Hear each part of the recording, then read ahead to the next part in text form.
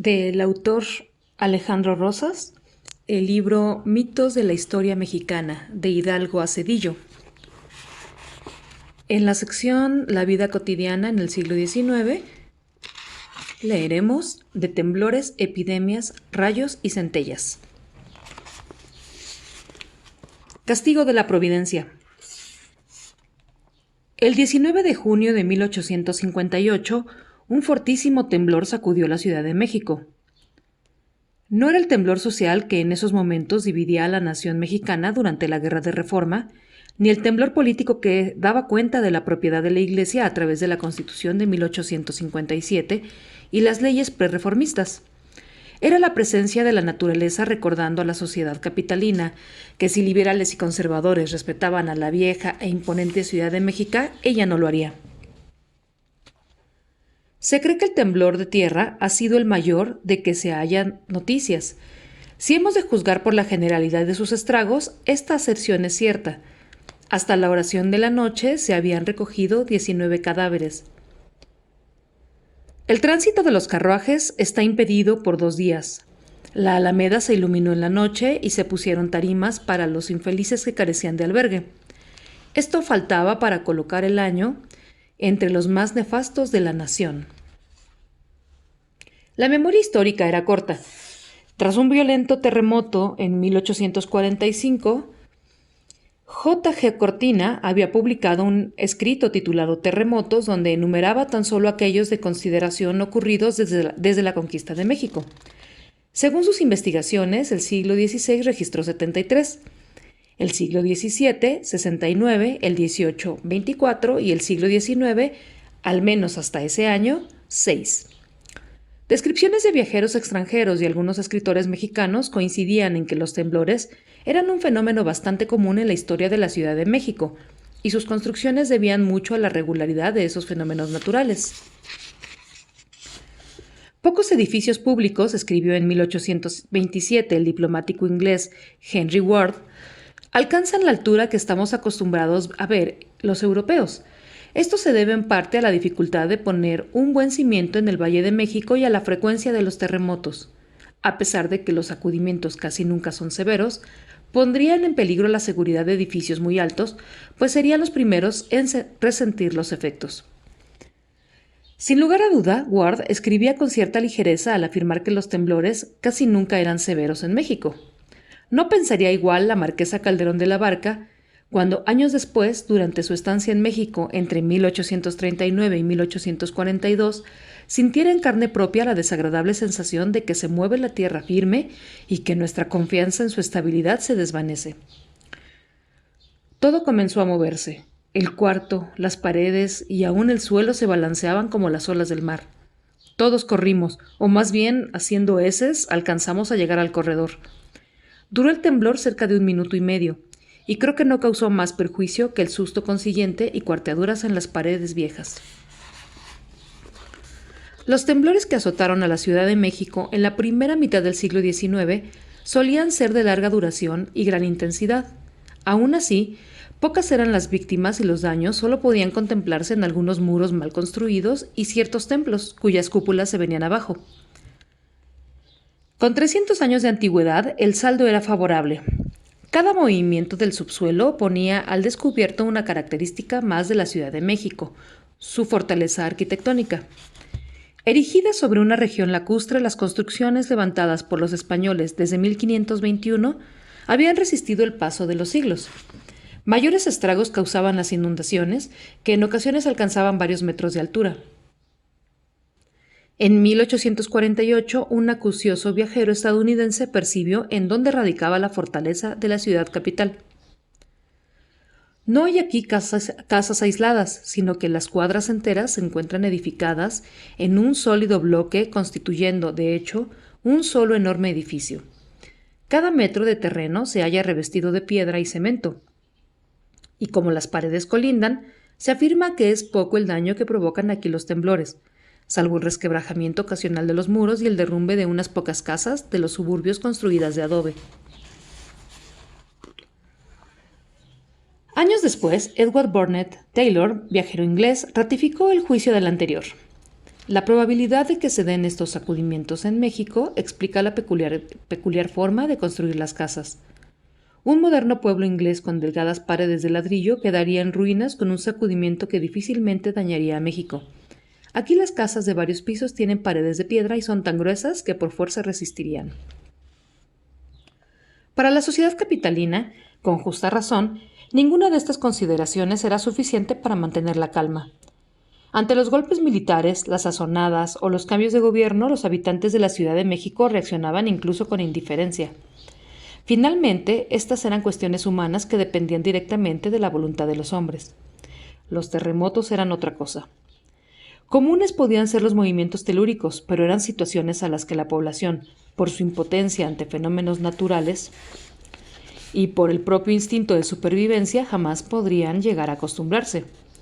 Al sentirse los primeros movimientos y escuchar el amenazador crujido de los muros, la gente corría despavorida buscando las plazas, los jardines, lugares que a su juicio brindaban seguridad.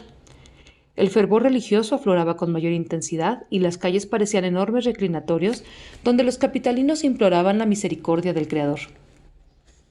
Pasada la furia de la tierra, en la memoria de la gente solo quedaba el nombre del santo o de la santa, en cuyo día la tierra, y por qué no también la providencia, había decidido escarmentar a los hombres. Así se identificaban los más importantes, el de San Juan de Dios, el de la Encarnación, el de Santa Mónica, etc. Guillermo Prieto recordaba: por aquellos tiempos, pared de por medio del año de 40, me impresionó hondamente el temblor de Santa Cecilia, ocurrido a las 12 de la noche. Las gentes dejaban el lecho medio desnudas y confesaban a gritos sus pecados en medio de la calle. Los sacerdotes pegaban la faz contra la tierra o alzaban las manos al cielo. Bamboleaban las torres, sonaban las campanas como articulaciones doloridas, y las fuentes deponían sus aguas causando terror. Los criados arrodillados, escribió la marquesa Calderón de la Barca, rezaban y persignábanse con una celeridad nunca vista. Todo México se arrodilló, hasta los pobres dementes de San Hipólito. Seguramente llamó la atención de la marquesa el fervor religioso de los mexicanos, pero más aún esa extraña costumbre de arrodillarse y no exclusivamente ante un abrupto movimiento de tierra. Una vez en la calle, la vista del obispo producía siempre el mismo efecto. Todos caían de rodillas a su paso, como si pasase el viático o sintieran estremecerse la tierra por un temblor. Costumbres religiosas y populares, finalmente. Sin ninguna reflexión de orden científico, la Vox Populi sostenía también la idea de que la primavera era una estación proclive para los temblores. Tal vez el calor, la resequedad de la tierra o las altas temperaturas se conjuntaban para producirlos. Quizá por coincidencia varios de los temblores registrados habían sucedido entre los meses de marzo y junio. En una de las descripciones de época, Carlos María de Bustamante apuntaba: al terminar el terremoto, el aire estaba denso, el cielo nebuloso y sombrío y la temperatura sensiblemente elevada. Uno de los temblores que causó mayor daño a la ciudad en esa primera mitad del siglo XIX ocurrió el 7 de abril de 1845 y fue conocido como el de San Epitafio. Poco antes de sonar las 4 de la tarde se sintió el más horrible temblor que jamás se ha visto. Su duración la calculamos en más de 2 minutos. La fuerza del sacudimiento fue terrible. Nadie recuerda otro semejante. Y el estado de los edificios indica bien que jamás la naturaleza había mecido los cimientos de esta ciudad con tanta fuerza. Con las réplicas que siguieron al terremoto del 7 de abril, la gente estaba aterrorizada. Las casas ubicadas en las calles de San Lorenzo, La Misericordia, Tompeate, Sapo, Victoria y Ancha fueron las más dañadas. Gran impresión causó el derrumbe del Hospital de San Lázaro y el de la Capilla de Santa Teresa la Antigua. Para intentar tranquilizar a la sociedad capitalina, circuló en los diarios un escrito más de J.G. Cortina. Este conminaba a la población a no asustarse más, ya que la solidez de las construcciones de la Ciudad de México, como lo referían los extranjeros, era suficiente para resistir cualquier terremoto. Las que habían sufrido daños debían su destrucción a la negligencia y al abandono en que las tenían sus dueños, pero su conclusión era hasta cierto punto algo simplista. En México se experimentan terremotos y probablemente se experimentarán siempre, pero hay sobrado fundamento para creer que nunca sucederá más de lo que hasta ahora ha sucedido. Antes bien, puede ser que no esté muy lejano el tiempo en que cesen enteramente, porque todo contribuye a hacer sospechar que ya se aproxima a su término las alteraciones que necesita el globo terrestre para adquirir el estado en que debe quedar. ¿Cuál era ese estado y cuándo llegaría?, se preguntaban con toda seguridad los atemorizados lectores de la Ciudad de México. El temblor de 1845 solo fue el preludio de otro, que meses más tarde iniciaría el largo y doloroso desmembramiento del territorio mexicano. Esta vez no era la naturaleza. En julio de 1845, Texas aceptó formar parte de la Unión Americana. 3 años después, el terremoto de la guerra, más que dividir, arrancaba de tajo 2 millones de kilómetros cuadrados al suelo mexicano. La justicia divina y el cólera morbus. ¿Fenómenos naturales o castigos de la providencia? Con el desastroso terremoto de 1858, mucha gente llegó a pensar que se trataba de un acto de justicia divina contra México. La Iglesia sufría el acoso y persecución de los impíos liberales, pero ¿cuál era el gran pecado de los conservadores, finalmente defensores de la fe? La omisión. Pocos eran los fieles que derramaban su sangre por la religión, como los mártires cristianos de los primeros tiempos. México debía pagar su infidelidad. La sociedad mexicana cayó así en el vértigo de su propia historia y en la memoria colectiva, la misma que se reflejaba siempre en la religión. Apareció como un violento rayo aquel fatídico año de 1833, cuando la providencia también dejó caer sobre México su infinita justicia en la forma de una epidemia, el cólera morbus. El año 1833 había pasado a la historia como el primer gran intento liberal de acabar con el poder político de la Iglesia. Las reformas de Gómez Farías buscaron suprimir los fueros eclesiásticos, hacer circular la propiedad de la Iglesia para generar riqueza en favor de toda la nación y propiciar con el tiempo la libertad de conciencia. La conmoción social fue enorme. Ese año había sido particularmente caluroso. Las condiciones insalubres de las ciudades y sobre todo las de la capital del país propiciaron el estancamiento de aguas negras y la contaminación del agua, de las frutas y verduras. El cólera morbus se expandió con una rapidez incontrolable, y el número de víctimas recordaba tristemente aquellas epidemias que habían diezmado a la población indígena en los siglos XVI y XVII. La Iglesia encontró en la epidemia su mejor arma para combatir a los liberales, azuzando a la sufrida población en contra del gobierno. No negaban los santos óleos ni la ayuda hospitalaria ni mucho menos el culto, pero era un hecho que el clero denunciaba al gobierno como resuelto a destruir la religión y las funciones religiosas para pedir la protección divina, y los lamentos de los profetas y los misereres se unían al profundo espanto que causaba la invasión del cólera. El castigo del cielo era evidente. Aquel gobierno impío atraía sobre la República las calamidades supremas. Clamaba así la Iglesia y la sociedad sufría. En la Ciudad de México, donde se calcula que perdieron la vida poco más de 19,000 personas, las escenas eran apocalípticas. Las calles silenciosas y desiertas en que se resonaba, los pasos precipitados de alguno que corría en pos de auxilio, las banderolas amarillas, negras y blancas que servían de aviso de la enfermedad, de médicos, sacerdotes y casas de caridad, las boticas apretadas de gente, los templos con las puertas abiertas de par en par con 1000 luces en los altares, la gente arrodillada con los brazos en cruz y derramando lágrimas. A gran distancia el chirrido lúgubre de carrozas funerarias atravesaban las calles. Los panteones de Santiago Tlatelolco, San Lázaro, El Caballete y otros rebosaban de cadáveres. El cólera sería la gran epidemia del siglo XIX mexicano. En la década de 1850 regresaría, pero 1833 pasaría a la historia por su inigualable devastación. El gobierno liberal no asumió desde luego la justicia divina como causa del cólera e hizo todos sus esfuerzos y dispuso de todos sus recursos para combatir la epidemia. Algunas voces de la sociedad encontraron el origen de la desgracia, no en la cuestión religiosa y mucho menos en la divinidad, sino en un grupo social que en la década anterior, la de 1820, había padecido el chauvinismo independentista de los mexicanos. Al parecer, los extranjeros eran los únicos culpables. En muchas localidades se hizo general la voz de que los extranjeros habían envenenado las aguas, voz inicua propalada en la capital y fuera de ella por los mismos que habían dicho de diferentes modos que el cólera era un castigo del cielo por los pecados de los pueblos. El resultado de esta calumnia fue que el pueblo fanático e ignorante se lanzase a asesinar extranjeros, de los cuales varios, aunque pocos afortunadamente, fueron víctimas de imbécil superstición. Ni tirios ni troyanos. Causas naturales habían propiciado la epidemia, que en el año de 1833 se propagó todavía por los 4 millones de kilómetros cuadrados que había heredado la corona española al México independiente en 1821. En la capital del país llegaron a tomarse medidas extremas.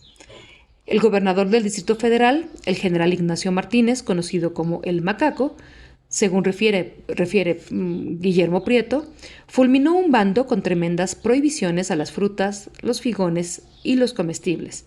En ese bando hay un anatema contra los chiles rellenos que escalofría.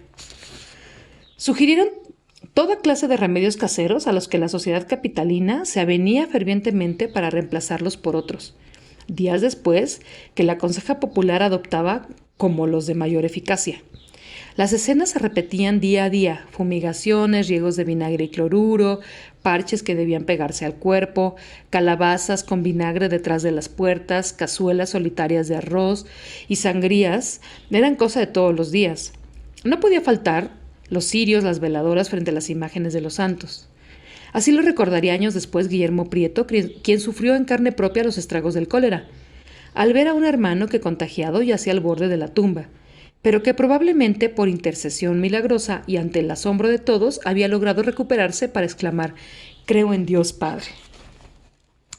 La fe era el mayor paliativo de la población, y la salvación de algún enfermo nutría de nuevas esperanzas a los capitalinos, quienes seguían las recomendaciones alimenticias, los mismos cuidados y la higiene del enfermo para evitar el camposanto. Ninguna solución sería del todo efectiva, y solo el azar intercedía por los hombres. Por desgracia, la cura científica se inventaría en el último cuarto del siglo XIX. Bajo el poder de la naturaleza. 25 años habían pasado desde la gran epidemia de cólera cuando en 1858 el terremoto sacudía las conciencias de los mexicanos y cobraba algunas víctimas entre la población de la Ciudad de México. ¿De nuevo la providencia contra los liberales? De ningún modo. Dios fue juarista en la Guerra de Reforma, dijo sabiamente el historiador José Fuentes Mares. Las circunstancias favorecieron la causa liberal y la victoria sobre los conservadores se hizo realidad. El año 1858 fue ciertamente un año difícil, y no solo por lo que se refiere al arte de la guerra. La naturaleza por momentos fue particularmente cruenta con los mexicanos, pero también les otorgó momentos de belleza inenarrable. El famoso calendario del más antiguo Galván, todavía hoy en circulación, apuntaba en su sección de efemérides correspondiente al año de 1858 una serie de fenómenos naturales que marcaron a los habitantes de la vieja ciudad de los palacios. Además de varios temblores de menor intensidad que padeció el país, ese calendario anunciaba el 23 de febrero. Aunque los aires de este tiempo sean impetuosos, los de este año han sido notables. El de hoy derribó varios jacales y tiró el farol destinado al gas en medio de la Plaza Mayor, quebrando el tallo de fierro que lo sostenía. Algunos meses después, un fuerte estruendo despertaba a la población capitalina. A las 7:30 de la mañana, 2 detonaciones anunciaron el incendio de la fábrica de pólvora de San Juanico, con un importante número de víctimas. En el mes de octubre, la ciudad capital fue testigo de un acontecimiento poco visto. Aparece en el horizonte de México un hermoso cometa. Su núcleo es bastante grande y su cauda de una elegante y magnífica figura y extensión. Se dice que fue el que apareció el día de la muerte del Papa Urbano IV y que se tuvo por el anuncio de la muerte de Carlos V. Temblores, cometas, temperaturas elevadas, fuertes vientos, inundaciones, fenómenos naturales, no la providencia. Era el México que atravesaba con dificultades la mitad del siglo XIX. Su capital sufría no los embates de la política, sino los avatares de la naturaleza. Liberales y conservadores pelearían por lo menos lejos de la Ciudad de México, una que otra vez en las afueras, nunca dentro. Era el símbolo de poder y necesario era su respeto. La naturaleza no se detenía. La sociedad capitalina de la primera mitad del siglo XIX respondía ante los fenómenos naturales con una buena carga de religiosidad, cuya responsabilidad última se encontraba en la providencia. Cambiarían los tiempos, las orientaciones y las aspiraciones sociales, pero invariablemente las calamidades seguirían manifestándose de manera aleatoria. Año tras año, religiosamente, la sección de efemérides históricas del calendario del más antiguo Galván daría cuenta de ellas. La memoria colectiva registraría cada una, hasta llegar a una clara conclusión. No eran, desde luego, manifestaciones de la providencia, sino circunstancias naturales que acompañaban al país en su largo recorrido hacia la consolidación de la nación mexicana. ¿Pruebas? Tal vez. México demostraría con creces que estaba preparado para andar su destino y enfrentar más que rayos, centellas o temblores del subsuelo, los conflictos que tarde o temprano produciría el hombre.